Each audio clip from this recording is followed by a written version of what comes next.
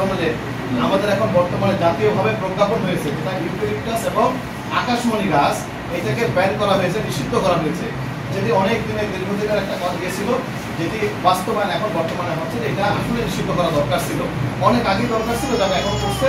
এই জন্য সংশ্লিষ্ট যারা, তাদেরকে আমরা কৃতজ্ঞতা জানাই এবং ধন্যবাদ জানাই। এই ইউক্যালিপটাস গাছ যেটি রাস্তার পাশে আমাদের রাস্তাগুলিকে যেমন নষ্ট করছে, পানিকে যেমন অ্যাবজর্ব করতেছে, এবং সাথে সাথে এই গাছগুলি আমার অন্যান্য গাছকে হ্যাম্পার বা ক্ষতি করতেছে, পরিবেশকে দূষণ করছে।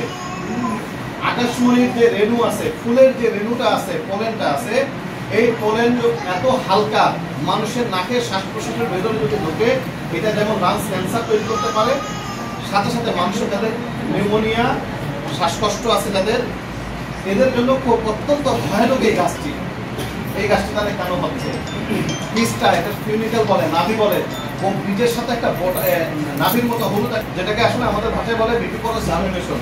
সুন্দরবনের যে গাছগুলি হয়, এই গাছগুলির বৈশিষ্ট্য হলো ওই জায়গা থেকে শিকড় হয়ে যায়।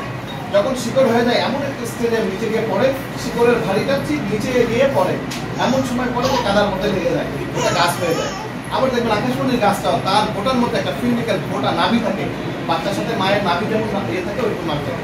ওই নাভিটা এমনভাবে ছুটে যায় যেন গাছ মাটিতে চলে যায় এবং ওইখানে অসংখ্য গাছ হয়ে যায়। এই দুটি গাছই পানি এত বেশি পরিমাণ মাটি থেকে অ্যাবজর্ব করে এবং সাথে এসে করে পরিবেশের জন্য বেশি পরিমাণ কার্বন ডাইঅক্সাইড সে রিলিজ করে, যা আমাদের পরিবেশের জন্য এটা ক্ষতিকর। এবং সাথে আপনি একটু নিজেরা সার্চ দিয়ে দেখবেন, এদের অ্যারিলোপ্যাথি ইফেক্ট আছে, অর্থাৎ এদের নিচে এক ধরনের টক্সিক এলিমেন্ট ক্রিয়েট করে, যেটি অন্য গাছ সে করতে দেয় না। এবং শুধু তাই না, মাটির যে অর্গানিক ম্যাটার আছে, এই অর্গানিক ম্যাটারটাকে শিক্ষিত অর্গানিক ম্যাটার কিন্তু 5% থাকে। অথচ এই গাছগুলি আমাদের মাটিটা নিজেরা দেখবেন, মাটিটা সাদা হয়ে গেছে।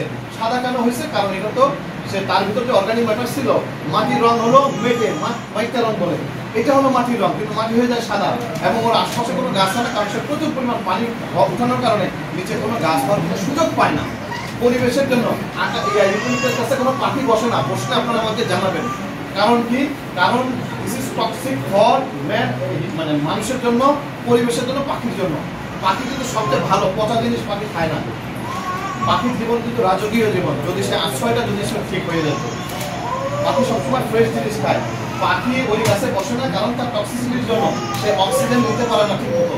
তার মানে এটা আমাদের জন্য কত বড় একটা ক্ষতিকর বিষয়। যেহেতু প্রজ্ঞাপন হয়েছে, এই জন্য আপনাদের কাছে বিনীত একটা নিবেদন যে আজকের এই ফলমেলা 2025 থেকে এই স্লোগানটা যেন আমরাও বাস্তবায়ন করি, যে আমরা বিদেশি ফল এবং গাছের গাছকে আমরা ইগনোর করছি না। আমাদের দেশের ফল হারিয়ে যেন না যায়। এইটাতে এত বেশি পরিমাণ পুষ্টি, আমার পেয়ারার মধ্যে 4টা আপেলের পুষ্টি আছে।